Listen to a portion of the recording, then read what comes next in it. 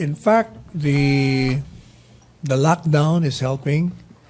There is very strict implementation, even of curfews. That will prevent the occurrence of bombings in that area.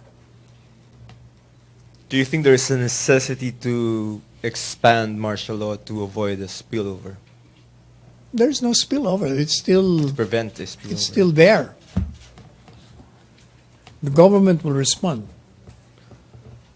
So to no- whatever succeeding events that may happen.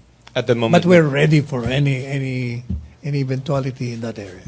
at the moment, no need to We, extend. we would like to assure the general public that they can go about their normal activity life. Our country is still a safe haven. So at the moment, no need to expand it.